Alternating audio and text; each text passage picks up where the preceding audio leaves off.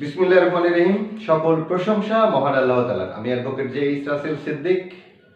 প্রতি বছরের ন্যায় এবারও বার কাউন্সিল পরীক্ষার্থীদের জন্য গুরুত্বপূর্ণ ধারা বলবো। কেউ এটা সাজেশন মনে করবেন না, কিছু গুরুত্বপূর্ণ ধারা বলবো, যে ধারাগুলো একজন বার কাউন্সিল পরীক্ষার্থী হিসাবে আপনাকে অবশ্যই পড়তে হবে যদি আপনি চান যে আপনার নামের সামনে অ্যাডভোকেট যুক্ত করবেন।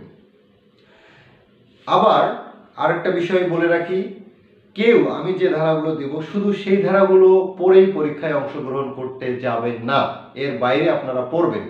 আমি যে ধারাগুলো বলবো সেই ধারাগুলো অবশ্যই পড়বেন এবং এর বাইরে আপনারা পড়বেন, আরও পড়তে হবে, সেগুলো আপনারা পড়বেন, কিন্তু এই ধারাগুলো অবশ্যই পড়তে হবে। তো আজকে দুটো ছোট সাবজেক্ট, এখানে বাদ দেওয়ার কিছু নেই। সুনির্দিষ্ট প্রতিকার আইন এবং তামাদি আইন, এই দুইটা সাবজেক্ট। এখানে সাজেশন না, গুরুত্বপূর্ণ ধারা দেবার মতো কিছু নেই। তামাদি আইন খুবই ছোট্ট একটা সাবজেক্ট, এখানে আপনারা সাজেশন কি দেবো, সব পড়বেন, 1 থেকে 29টা ধারা আপনারা পড়বেন, এটা সাজেশন। এটা এখন আছে সুনির্দিষ্ট প্রতিকার আইন। সুনির্দিষ্ট প্রতিকার আইন এটাও খুবই ছোট্ট একটা সাবজেক্ট, খুবই সহজ একটা সাবজেক্ট। হ্যাঁ, সুনির্দিষ্ট প্রতিকার আইন এটাও খুবই ছোট সাবজেক্ট। এখানে আপনারা যেটা পড়বেন গুরুত্বপূর্ণ সেটা 8, 9, 10, 12, 15, 16, 18, 19, 20, 21 থেকে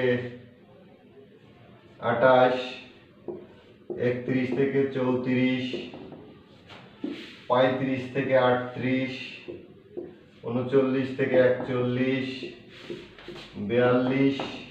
42, 43, তারপর পড়বেন 51 থেকে 57। কারণ এই সাবজেক্টগুলো এত ছোট সাবজেক্ট, এখানে কি বাদ দিবেন?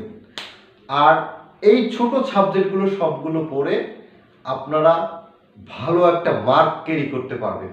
এই জন্য ছোট সাবজেক্টগুলো কোনো কিছু বাদ দেবেন না।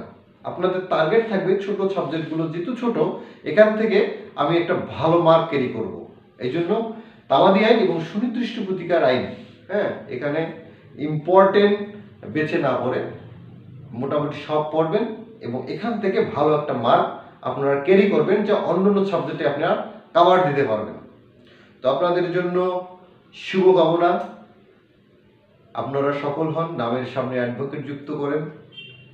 আপনাদেরকে আমি আগাম শুভেচ্ছা জানাচ্ছি।